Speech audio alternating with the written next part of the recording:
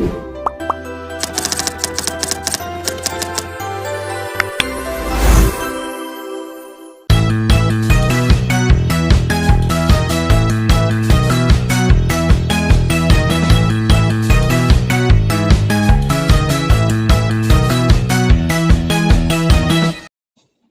semuanya, pernah nggak sih kalian mendengar kata audit? Pasti yang terdengar langsung tentang hitung-hitungan uang, rumus akuntansi yang rumit, atau suasana tegang di kantor. Padahal, cakupan audit itu luas banget dan tidak melulu soal memeriksa angka loh. Nah, di video kali ini kami akan membahas materi mengenai cakupan audit. Jadi, berdasarkan jenisnya, cakupan audit itu terbagi menjadi dua kelompok besar, yaitu audit umum dan audit khusus. Di dalam audit umum, terdapat 3 jenis operasional yang diperiksa. Yang pertama yaitu audit manajemen. Audit manajemen ini seperti medical check-up untuk kesehatan performa perusahaan di masa depan. Fokus utamanya yaitu 3 huruf E, efisien, efektif, dan ekonomis. Auditor di sini bertugas melihat apakah sumber daya perusahaan sudah dipakai dengan hemat dan optimal atau ada nggak sih pemborosan yang terjadi. Tujuannya jelas, bukan untuk mencari kesalahan orang, melainkan untuk meningkatkan kinerja organisasi, mendorong tindakan perbaikan dari manajemen, dan menciptakan akuntabilitas. Intinya, agar besok-besok perusahaan berjalan lebih satset dan tidak membuang banyak uang. Nah, jenis yang kedua dari audit umum yaitu audit laporan keuangan. Berbeda dengan audit manajemen yang melihat masa depan, audit laporan keuangan ini sifatnya melihat ke belakang atau berorientasi pada masa lalu. Tugasnya adalah menilai apakah laporan keuangan yang dibuat perusahaan atau pemerintah sudah disajikan secara wajar dan jujur sesuai dengan standar akuntansi yang berlaku. Audit ini harus dilakukan oleh auditor independen karena hasilnya nanti akan dipakai oleh pihak luar seperti investor, bank, atau pemerintah untuk mengambil keputusan.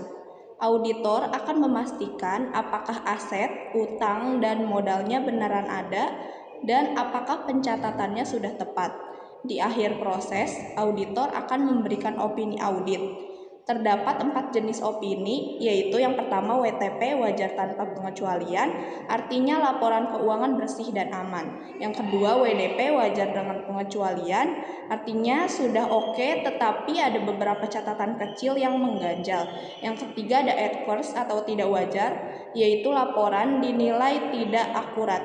Yang keempat disclaimer atau tidak memberikan pendapat, yaitu di mana kondisi auditor tidak bisa memeriksa karena buktinya tidak jelas atau dihalangi. Jenis terakhir dari audit umum adalah audit kepatuhan. Sesuai namanya, audit ini tujuannya yaitu untuk menilai apakah semua kegiatan organisasi sudah taat terhadap hukum, terhadap undang-undang, terhadap prosedur, dan terhadap kebijakan internal yang berlaku. Fungsinya yaitu untuk menghindari pelanggaran aturan atau sanksi hukum di kemudian hari. Audit kepatuhan ini juga bekerja di balik layar untuk mendukung kelancaran audit manajemen dan keuangan tadi. Hasil akhirnya nanti berupa kesimpulan dan rekomendasi yang langsung diserahkan kepada pihak manajemen agar mereka bisa berevaluasi. Selanjutnya yaitu ada audit khusus atau audit investigasi. Kalau audit umum tadi dilakukan secara rutin, audit khusus ini dilakukan secara tidak rutin.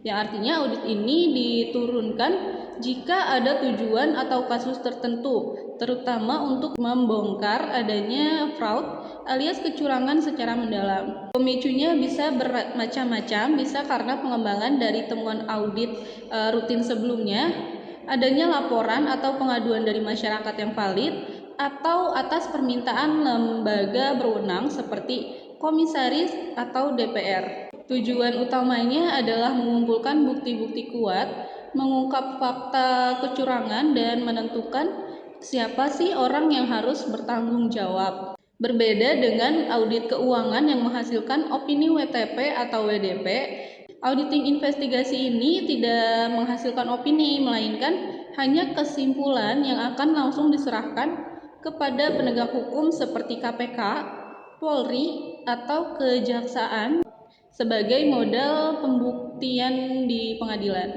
Nah, kesimpulannya yaitu cakupan audit ini terbagi menjadi dua. Ada audit umum yang sifatnya berkala untuk mengecek kesehatan manajemen, kewajaran laporan keuangan, dan ketaatan aturan. Ada juga audit khusus yang dimana detektifnya dunia akuntansi yang bertugas membongkar kecurangan demi jalur hukum. Baik, mungkin itu saja pemaparan materi tentang cakupan audit oleh kelompok 2. Terima kasih.